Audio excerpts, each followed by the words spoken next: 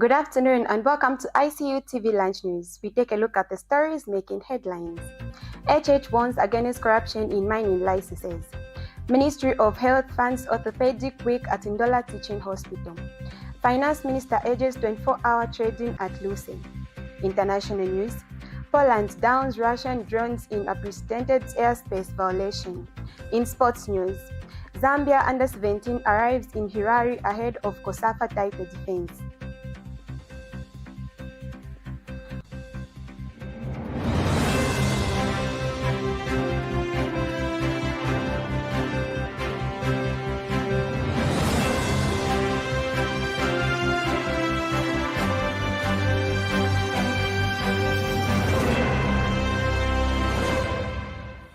With the news details, my name is Karen Mawoshi. Over 1.3 million kwacha has been invested in emergency water solution in Kaputa district in Northern Province. The fund have gone towards the drilling of 9 solar-powered boreholes installed 5 wards, markets and central business districts over public spaces.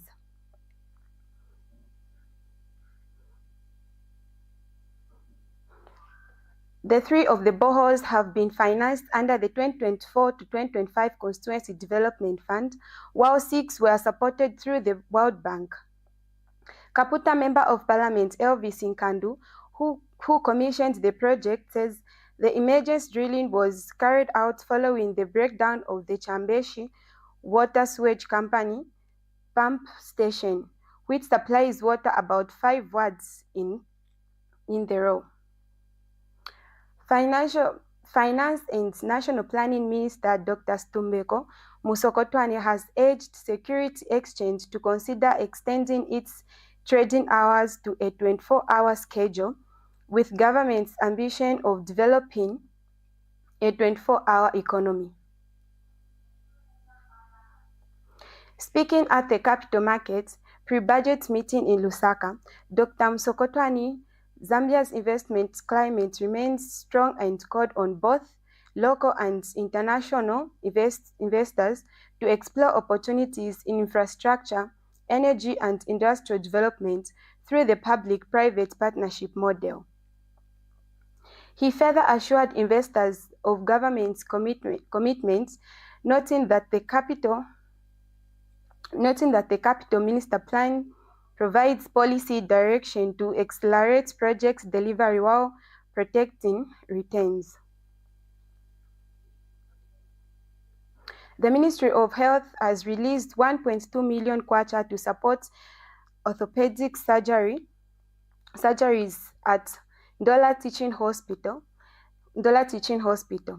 The funding enables the hospital to host a week-long orthopedic, during which 24 major surgeries were performed on patients from across the Copper Belt and northern regions.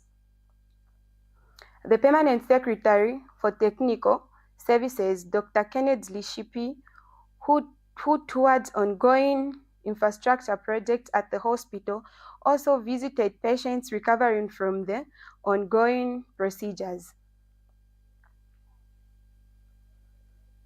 Thank you very much. So first of all, as we deploy our health services, there is a component of specialist health services that we need to pay attention to. Now, this is orthopedic surgery. When you look at the spinal surgery, when you look at the big joint surgeries, and just generally the complicated fractures that we get.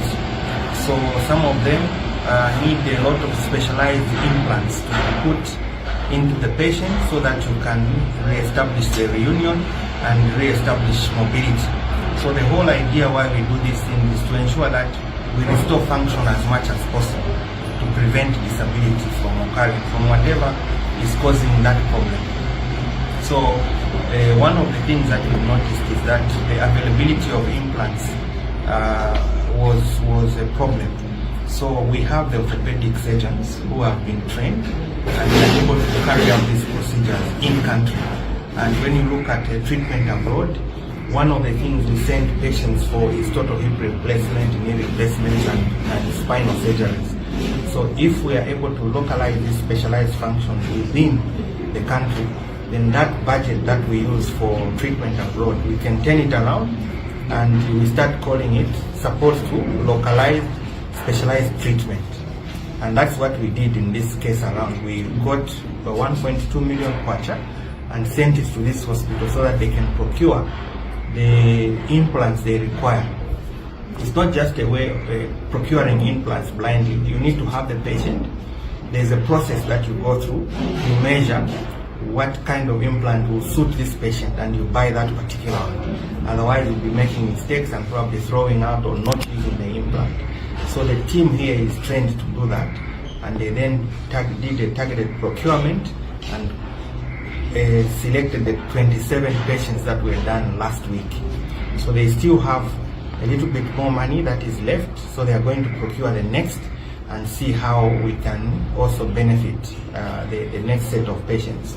I was told that the waiting time went as far as January 2026. The team here experienced in both procurement and the theater capacity and the post-operative capacity to be able to look at patients so that when the patients come, they are operated on, implants are put, and they can walk away from the hospital happy.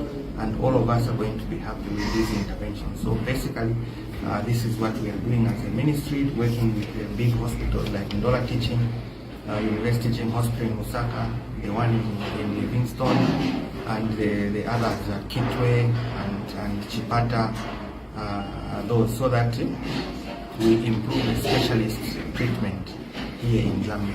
This is what makes the people benefit, and ultimately they will like to come to Ndola Teaching. Certainly you have a lot of people coming here because they have seen the level of service that you can offer. And if we can achieve that level of excellence, then it will be good for the country and for this region here.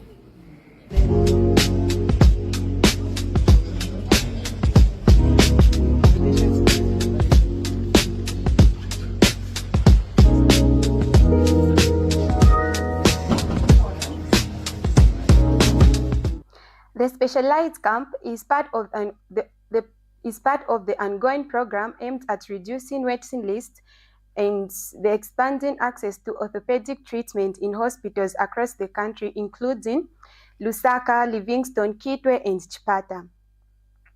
The President Hakainde Hichilema has directed the Ministry of Mines and Minerals Development to guard against corruption in the issuance of licenses to artisanal and small-scale miners. The President said citizens must be given fair access to mining rights through an efficient license system. He disclosed that since the UPND administration took office, more than 1,400 licenses have been issued to small-scale miners. Mr. Hichilema also reminded miners that the authority to grant licenses lies with the Minister of Mines and Minerals Development, urging applicants to follow due process.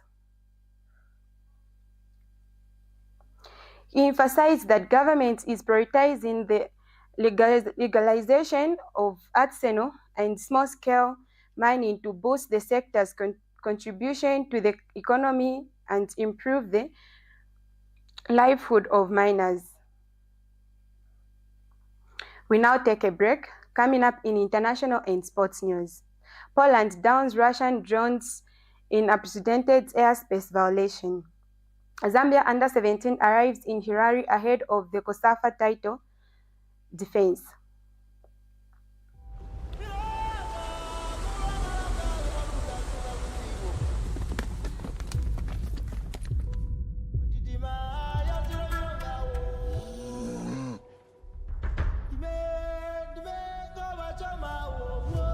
Bami wamwene kukupa basofu ate gift ya wedding wewe kabampo kai honto kweswa wei sebo bujiti bajita kuti humbwa wa arwa kumumpa muso ale they give one zo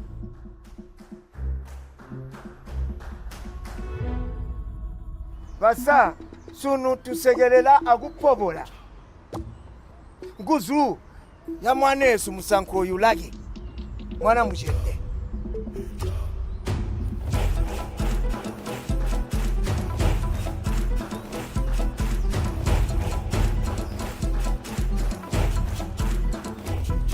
Tamtolindira honeymoon. Honeymoon yansa yebo tuni kulya honeymoon ndete kuya kusaka ka kupange maloko mbo tuni kukhala amije. Kuno mudaro lo bagamba kuti nantaka mihi mu Lusaka. Ishi ndi mubwa. Kitabaga ndi gite castration bagandi sibe buya. Baga kuhema jana.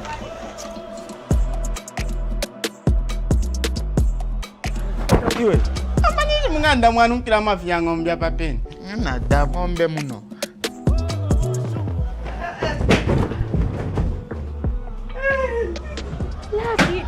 Lucky. Do you know me? Do you know my wife? Have you seen my wife?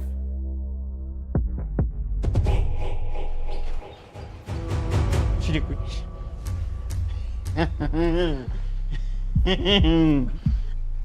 Urefu atoka ni mochari mpiyai. Maybe I should go to doctors. Bambira ma doctor ati wabora hipondo tu. Ah.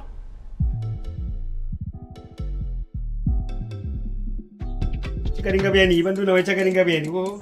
Oh. Chachiringo kumichiringanya pa mulesu wa mafuta. Wow. I'm so impressed mura. Pesi ndali kwamba bakuti. Aya mahuta anunkira musimba. Imwe mwaka asuba.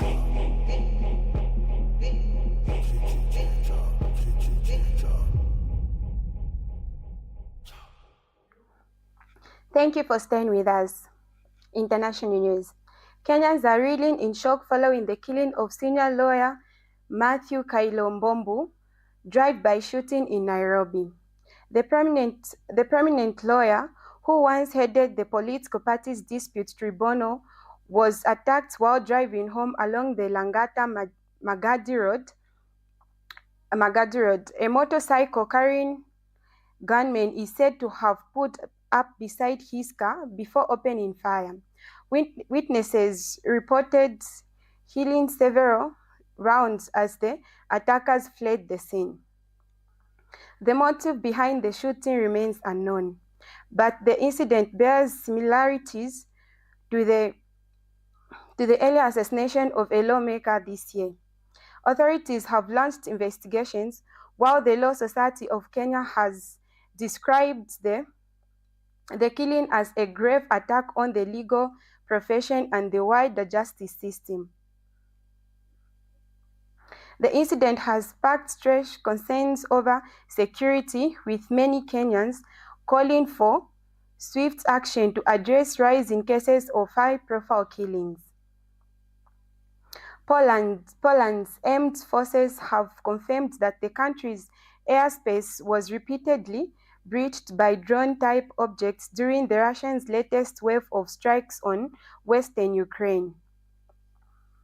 Military officials say several of the drones were intercepted and destroyed, making the first time Poland, a NATO member, has directed against Russian assets within its airspace since the war began in 2022. The breaches prompted a full-scale military response, with both Polish and NATO aircraft scrambled before the operation was declared complete. Prime Minister Donald Tusk has called an emergency meeting, describing the incident as an act of aggression that posed a serious threat to public safety. The scale of the incursion represents a new and dangerous territory, not only for Poland, but for the NATO alliance as a whole.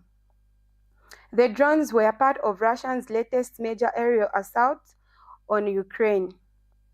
President Volodymyr Zelensky has warned that the escalation sets an extremely dangerous precedent for Europe. We take another break. Stay tuned for sports news.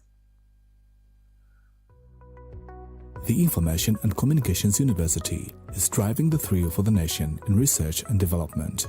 Enroll now for full-time and distance programs in the School of Engineering, Humanities, Business and Education.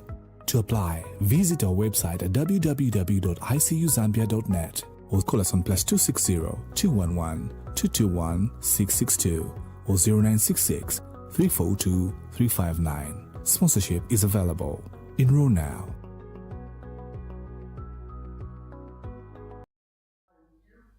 Welcome back. And now in sports news.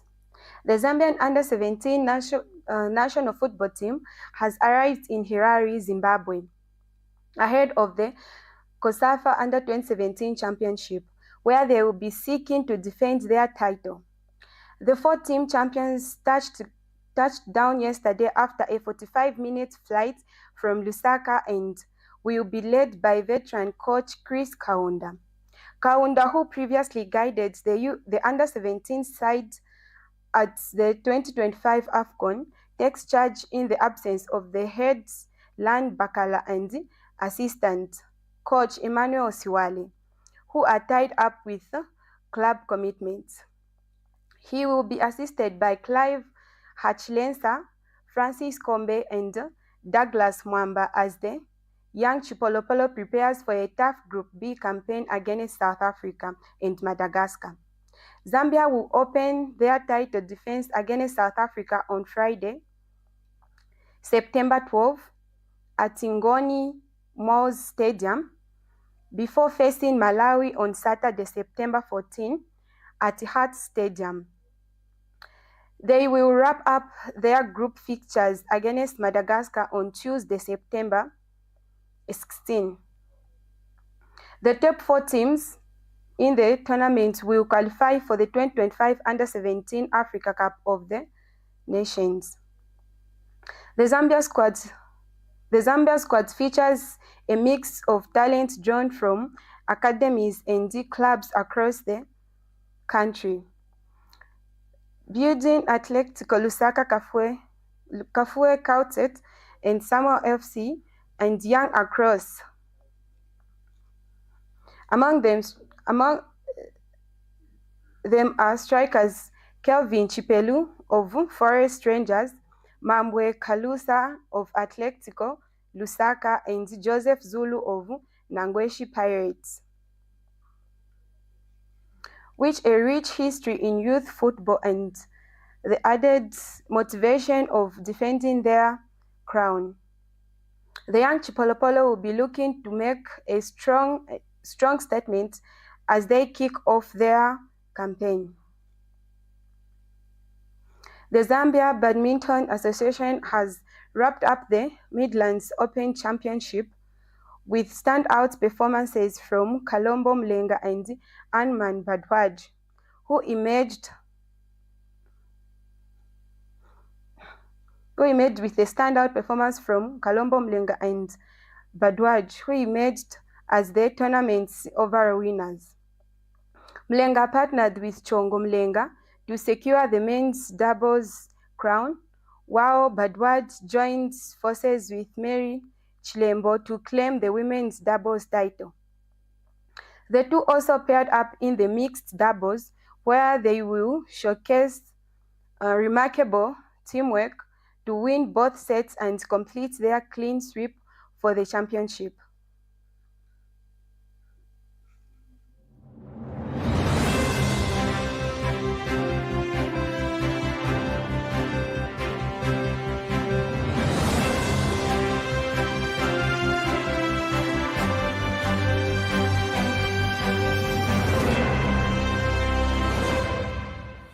That sports news brings us to the end of the lunchtime news. But before we go, a quick recap for the stories making headlines. HH warns against corruption in mining licenses. Ministry of Health funds Orthopedic Week at Ndola Teaching Hospital. Finance Minister urges 24-hour trading at Luse. International news. Poland downs Russian drones in an unprecedented airspace violation. In sports news, Zambia Under-17 arrives in the Harare ahead of COSAFA title defense. Thank you so much for watching with us. For more news updates, do watch us on our main news at 20 hours.